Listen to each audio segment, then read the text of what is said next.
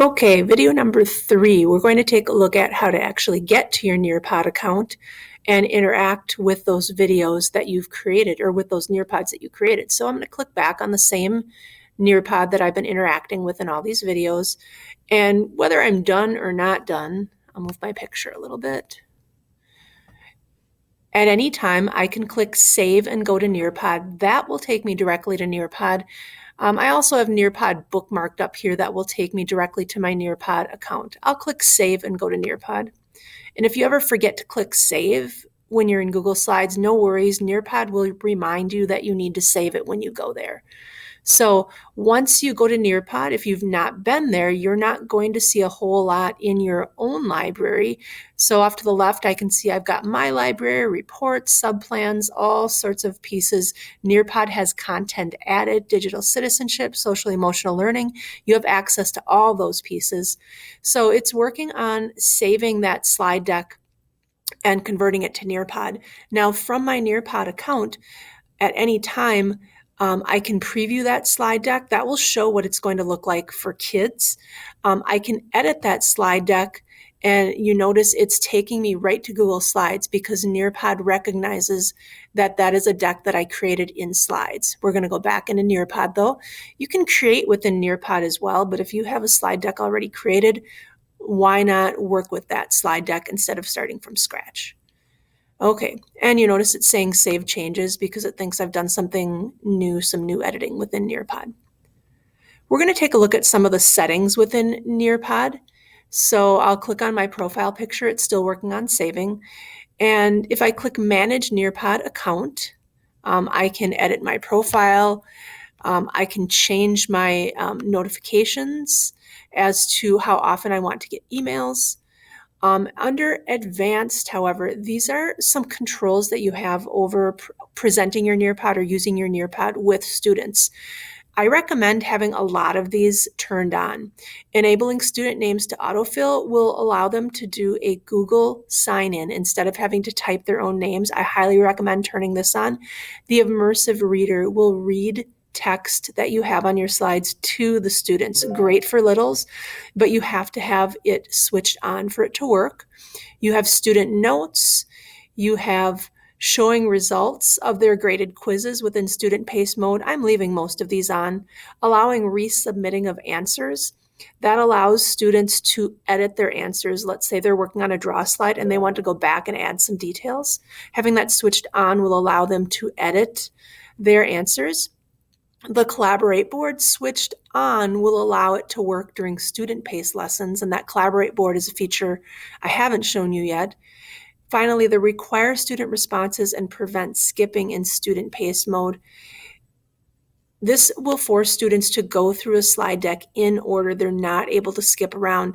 So depending on how your students are interacting with your deck will depend on whether you want this switched off or on. I'm going to leave it switched off for now. I'm going to click on the Nearpod banner to jump back into my account, and we'll hover over that same Nearpod that I've been working with, and you can see when I'm ready to launch it, I have some options here. I can launch it with live participation. I can launch it with student paced. Some differences. With live participation, you are in control of that entire slide deck. You are going to be advancing the slides, and they will advance on students' Chromebooks, or if you're displaying on your BenQ board, they will display that way. So if I click a live lesson, give it a little chance to load, you can see you can share that link within Google Classroom. Students can join by typing in a letter code. There's all sorts of different ways to share that code with your students to join. And now that I've launched it, this is what I will see on my screen. If I'm displaying this screen to my students, the students will not be able to advance their own screen in live mode. Live mode, though, does allow you to see a teacher view of slides, or if I click this little S, it's immediately going to switch to student view. I'll move my picture a little bit. And as it switches to student view, that can be handy if you're displaying in front of the class and you want to see, or students to see, exactly what's displayed on their Chromebook. You as a teacher in Teacher View can navigate from slide to slide in any order that you want to. Keep in mind, in teacher paced mode, the student's screen will change every time you press this arrow. So I'm going to navigate to a Nearpod-based slide. Not sure what that is all about. I'm going to try to get to one of those draw slides that we added so you can see what that looks like. Here is the web integrated slide. So from Student Pace, they will get a pop-up so that they could interact with a website while you are doing a live pace lesson. But as soon as you press this arrow, it's going to take students away from that web page and take them directly to the slide that you are displaying. That Flipgrid slide we added. On the student side, this is what students will see. They'll be joining with Google. It's going to take them directly into the Flipgrid that you have embedded instead of having to go to a different tab. Here is the draw slide that we embedded.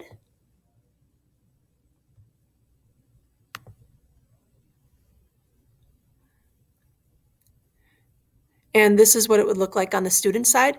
The pop-up allows you to be in control of playing the audio, or the students could play the audio, and then they have access to all these draw tools. Take a look at the Nearpod video that shows you what these different draw tools are, and definitely try those tools out themselves. They can add text, they can add images, photos, you have your eraser, your undo and redo button, and a submit button. You as a teacher will not see their work until they press that submit button. So you saw me launch this lesson with live participation, or I called it teacher pace because the teacher is in control. Students are completing that lesson live with you, usually in the classroom with you interacting on the BenQ, and you are pacing the lesson. Student pace can be great for absent students or for your hybrid students to complete it at their own rate. So I will show you what happens if you launch with student paced. Again, you're going to see a similar interaction where you can share through Google Classroom. You can schedule through Google Classroom just like any other assignment in Google Classroom. That's probably the easiest way, and there's that Google Classroom integration popping up. That should look really familiar to you. You can select your classroom and so on. I'm going to exit out of that. You can see with the student paced, it's automatically saying they have 29 days to do this lesson. However, you can click and adjust when you want this code to expire. It gives you an option to prevent skipping slides for students to do it in order. Right now, Nearpod does not save students' work for them. If they log in a second time because they didn't complete, it will look like their work was lost. It's saved on your end, but it can be frustrating for students if it's not saved on their end. That might be a reason to keep the skipping button off. Clicking View Progress will allow you to access your teacher report and see what students are completing in that student pace mode. When you're live, you can see their responses live.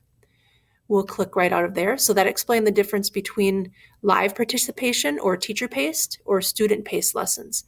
Also, from hovering over a lesson, the 3 dots will allow you to do a number of things. You could duplicate that lesson if you need 2 versions of the same lesson. Say you want one is more tailored to your hybrid students and one is more tailored to your in-person students.